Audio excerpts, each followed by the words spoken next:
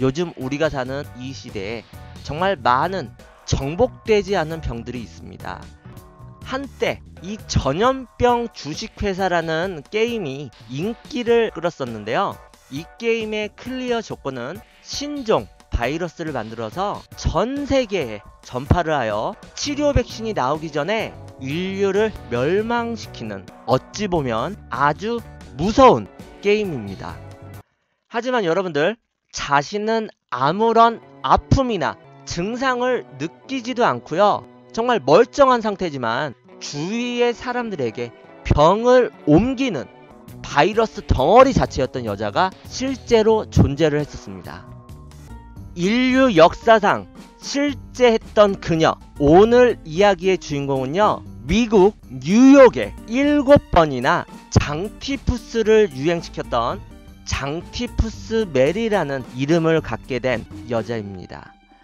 1869년 9월 23일에 출생한 그녀는요, 아일랜드 출신의 메리 멜런이라고 합니다.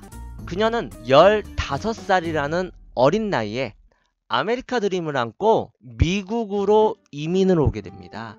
당시 대부분의 여성 이민자들이 그러하듯이 메리 역시 하녀로서 첫 일자리를 갖게 됩니다.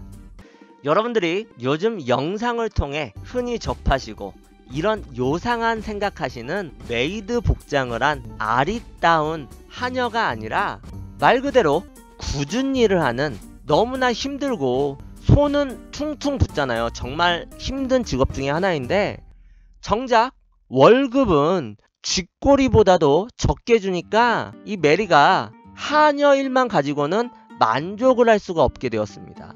그래서 그녀는 더 할 수 있는 일이 없을까 고민하던 중에요, 자신이 요리에 재능이 있다는 사실을 깨닫게 됩니다.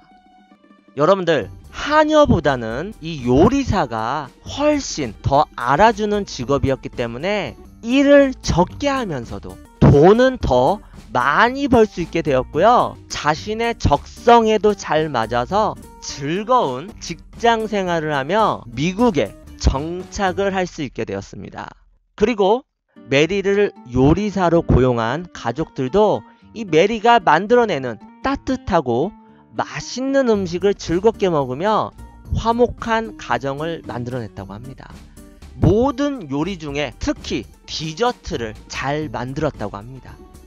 그녀의 전매 특허 복숭아 파이는 너무나 맛있어서 천국의 맛이라는 칭호까지 붙었다고 합니다. 그런데 여러분들, 이렇게 맛있는 요리를 만드는 실력이 있는 요리사였던 메리가요, 이상하게도 고용 기록들을 살펴보면 그녀는 한 집에서 오래도록 머무르지를 못했다고 합니다. 아니, 요리사의 필수 조건이 뭡니까? 정말 요리를 맛있게 하면 되잖아요. 이 요리사의 본분이라고 할 수 있는 맛있는 음식, 이거를 만드는 재주가 있었는데 왜 그녀는 한 곳에서 오랫동안 일을 하지 못했을까요? 1900년 이 메리가 뉴욕주 마머로네크시의 한 가족에게 고용이 되어 일하기 시작한 지 2주 만에 그 가족들이 장티푸스에 걸려 시름시름 앓게 됩니다. 다음 해인 1901년 맨하튼으로 이동해 한 가정집에서 직속 요리사로 일을 하게 되었는데요. 얼마 되지 않아 또다시 그 가족 구성원 모두 다 열이 펄펄 나고 설사를 하기 시작합니다. 얼마나 병이 지독했는지 이 가족 중에 세탁부의 경우 죽음에까지 이르게 됩니다. 1904년 롱 아일랜드에서 9개월간 요리사로 일하는 동안 11명의 가족 중 10명이 똑같은 장티푸스 증세로 병원에 입원을 하게 돼요. 뭔가 이상하죠? 이 메리가 옮기는 곳마다 모든 사람들이 병에 걸리게 돼요. 요리에 뭐를 탔나? 뭐 이렇게 생각하실 수도 있어요. 1906년 아주 부유한 은행가의 부인은 요리사를 해고한 지 얼마 되지 않았고 새로운 요리사가 필요했기 때문에 인력사무소에 연락하여 요리사가 필요하다고 말을 했습니다. 그러자 인력사무소에서는 메리라는 여자를 추천해 주는데요.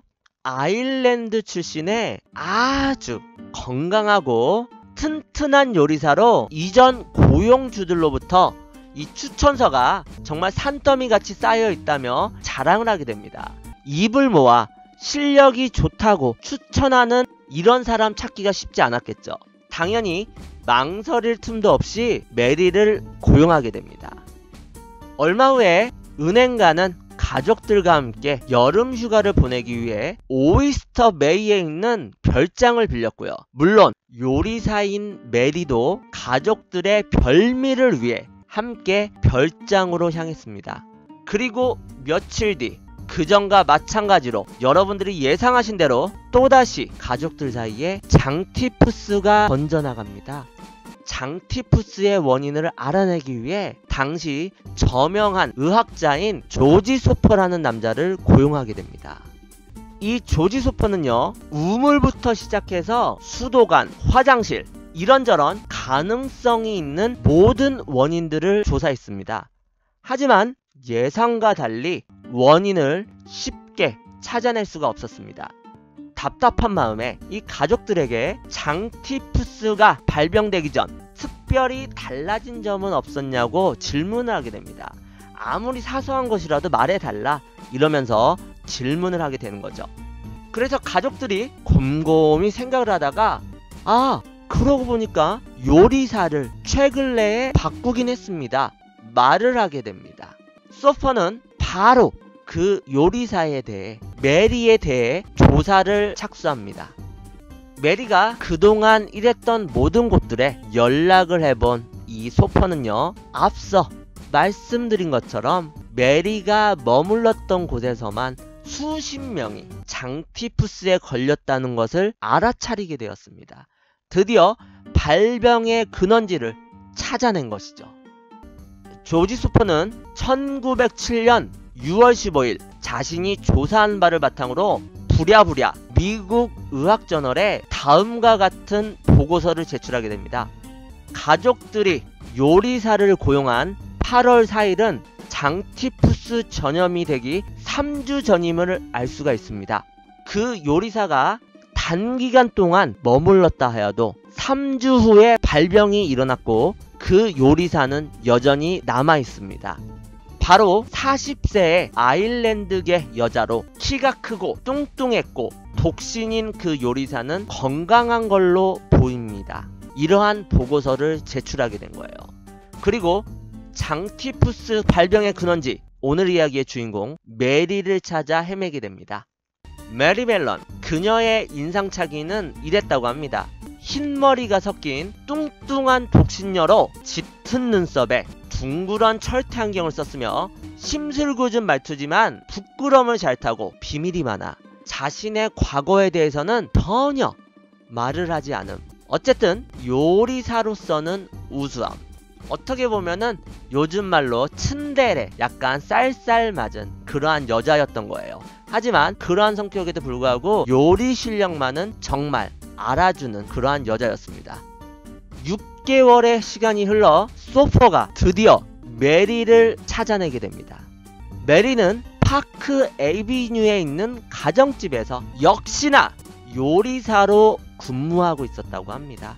타이밍이 살짝 늦어서 그 집안의 외동딸은 이미 사망한 상태였고 나머지 사람들도 장티푸스에 시달리고 있었던 중이라고 합니다. 역시 이 메리가 가는 곳마다 모든 사람들이 장티푸스에 걸렸던 거예요.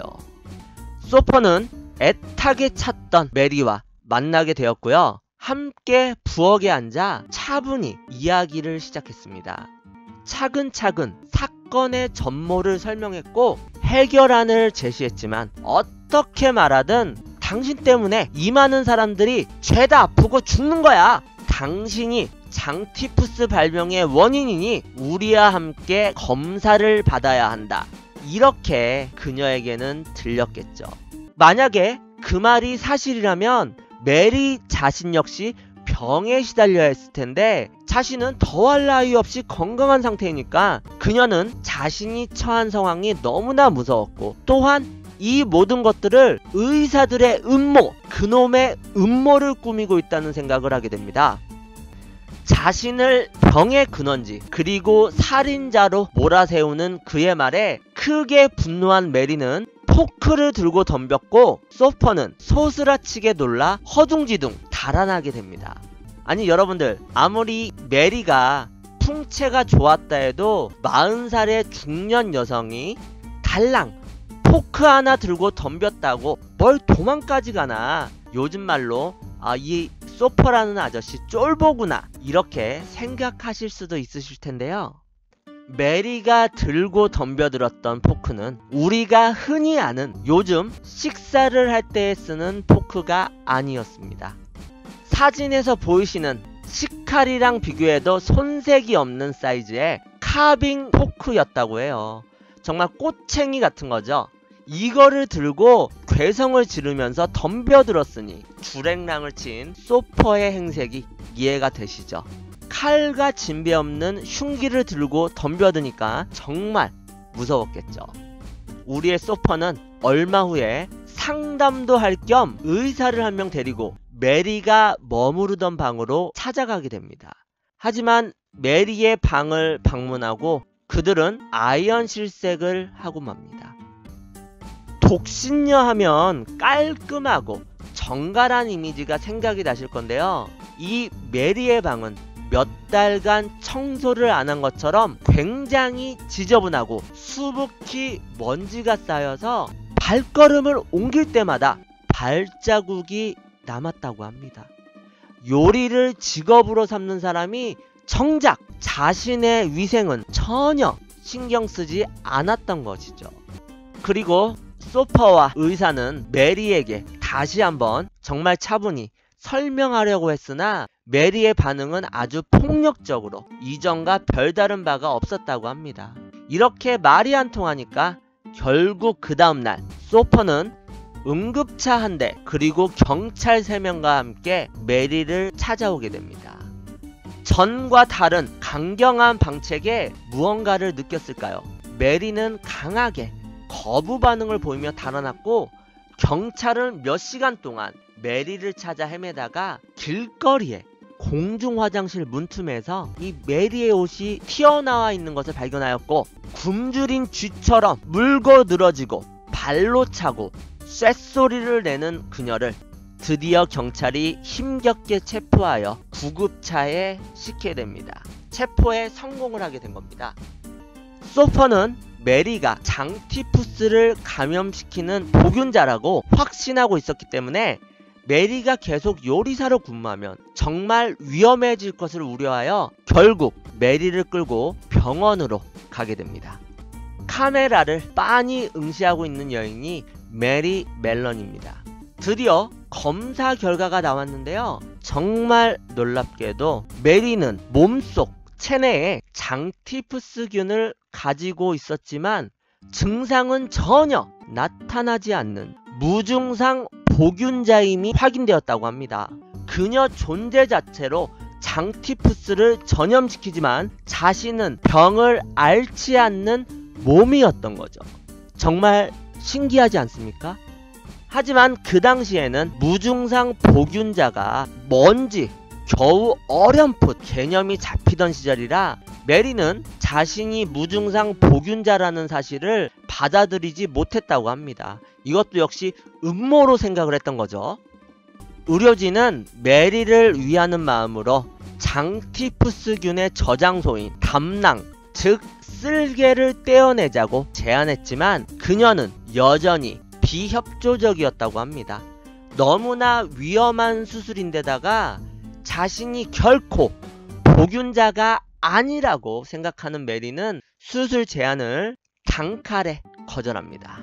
이 특이한 체질을 가진 메리, 이 메리를 언론이 가만히 두지 않았겠죠. 신문에 장티푸스 메리라고 대서특필을 하면서 연신 이슈를 만들어냅니다. 그때 당시의 신문인데요. 장티푸스균을 계란으로 비유해서 이 프라이팬 위에서 요리하고 있는 메리의 모습을 병균을 전파하는 마녀의 모습으로 그려내었다고 합니다. 결국에 한 섬에 전염 격리병원 독방에 격리 조치되어 무려 3년의 세월 동안 병원을 떠날 수 없었다고 합니다. 외부와 아예 차단을 시켜놓은 겁니다. 참 어떻게 보면 불쌍한 인생이 된 거죠. 그녀가 갇힌 지 2년째 되었을 때는요, 이 멀쩡한 상태의 사람을 격리 조치하여 감금하는 것은 인권침해에 불법이라며 소송을 걸기도 했지만 결과는 성공적이지 못했다고 합니다. 1910년 격리 3년째가 돼서야 결국 메리는 백기를 들고 맙니다. 절대로 요리하거나 타인의 음식에 손을 대거나 하지 않고 3개월마다 상태를 보고하기로 맹세를 하였습니다. 이러한 맹세를 통해 뉴욕시는 메리를 석방하게 됩니다.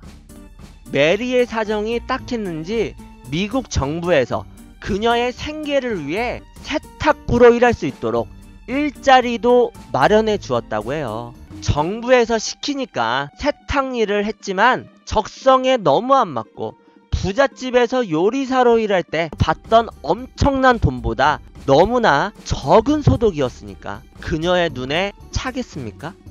제발 만족하고 해피엔딩으로 끝나면 얼마나 좋겠냐마는 그녀는 곧 자취를 감추어 버립니다. 그녀의 행방이 묘연해짐과 동시에 뉴욕시에는 예상하신 바대로 장티푸스가 고삐 풀린 망아지처럼 유행하게 돼버립니다. 이 기간 동안 메리는 자신의 이름을 메리 브라운, 브라운 부인으로 바꾸고는 계속 여기저기 떠돌아다니면서 요리사로서 계속 일을 했었던 것입니다. 당연히 그녀가 가는 모든 곳들에서 장티푸스가 발병되었고 사람들은 끙끙 앓게 되었던 거죠. 그녀 한 명으로 인해서 전염병이 다 퍼지게 됩니다. 심지어는 소화불량이 있던 한 남자에게 메리가 자신만의 특제 소화불량 약을 만들어 주었는데요. 그 약을 먹은 남자는 얼마 후에 장티푸스로 사망하였습니다. 그녀가 너무 자주 직장을 바꿨기 때문에 이 미 보건국이 그녀를 다시 잡는 데에는 5년이라는 긴 시간이 걸렸다고 합니다. 메리가 드디어 발견된 곳은 1915년 슬로안 여성병원에서였습니다. 이미 25명의 간호사들이 장티푸스에 걸렸고요. 그중 2명은 사망한 상태였다고 합니다. 그녀는 또다시 빤스런 역시나 경찰에 의해 체포되었다고 합니다. 여러분들 어떻게 그 많은 사람들이 메리로 인해 장티푸스에 감염이 되었던 것일까? 이러한 생각을 하실 거라고 생각이 듭니다. 뛰어난 요리사였지만 요리사의 필수 항목인 청결과 위생에 대해서는 엄격한 기준을 갖고 있지는 않았던 모양입니다. 아까 그녀가 살던 방에 먼지가 가득했다고, 정말 더러운 방이었다고 말씀드렸잖아요. 역시나 화장실을 다녀와서도 손을 전혀 씻지 않았고, 이러니까 그녀의 손을 통해서 탄생된 요리는 늘 균이 득실득실 했던 것이었죠. 이후 메리는 생을 마감할 때까지 무려 23년간 섬에 있는 격리병원에 갇혀 살게 됩니다. 강아지도 키우고 병원 내에서 화장실 청소하는 일도 했다고 하는데요. 2번 다시는 사회에 나갈 수 없었던 거죠. 이러한 메리를 인터뷰하기 위해 언론사에서 종종 찾아오고는 했는데, 그럴 때마다 병원에서는 기자들에게 이 메리가 만진 것은 물 한 잔도 마시지 말라고 경고를 했다고 합니다. 어떻게 생각하면 정말 참 불쌍하신 분이죠, 이 메리라는 여성분이. 그녀는 나이가 들어감에 따라 1932년 크리스마스에 뇌졸중으로 보행까지 어려워졌다고 합니다. 그녀는 절망 속에서 한 줄기 빛처럼 종교에 의지를 했으나 끝까지 자신이 복균자라는 사실은 인정하지 않았다고 합니다. 1938년 11월 11일 69세로 그 기구한 운명을 끝내게 되었지만 장례식에는 단지 9명만이 참석하였다고 합니다. 전문가들은 1400여 건의 피해자를 낸 1903년에 뉴욕 장티푸스 대유행 역시 분명 그녀가 원인이었다고 아직도 믿고 있다고 합니다. 물론 요리 재료에 세균이 조금 묻어도 펄펄 끓고 나면 괜찮겠지만, 문제는 메리가 잘하는 요리는 뜨끈뜨끈한 수프나 스테이크가 아니라 아까 말씀드린 신선한 복숭아가 올라간 파이였다는 거죠. 장티푸스균이 잔뜩 토핑된 달콤한 병균 복숭아 파이라는 거죠. 장티푸스 메리, 장티푸스 보균자의 위험성을 알리기 위해 나왔던 포스터라고 합니다. 장티푸스 메리라는 별명으로 더 유명한데요. 이 장티푸스 메리라는 말은 현재에도 전염병을 퍼뜨리는 보균자, 슈퍼 전파자를 뜻하는 말로 사용이 된다고 합니다. 그녀의 이름이 아예 병균을 전파하는 대명사가 되어버린 거죠. 불행히도 역사에 안 좋은 이름을 남기게 된 거죠. 하지만 생각보다 이 메리가 장티푸스를 전염시킨 사람은 알려진 것으로만 사망자 3명을 포함해서 총 53명이라고 합니다. 그러니까 엄청나게 많은 편은 아니었던 거예요. 장티푸스 메리, 그녀는 정말 전염병을 전파하는 마녀일까요? 아니면 요리를 사랑하고 좋아했지만 자신의 불운한 운명을 이기지 못한 여자였을까요?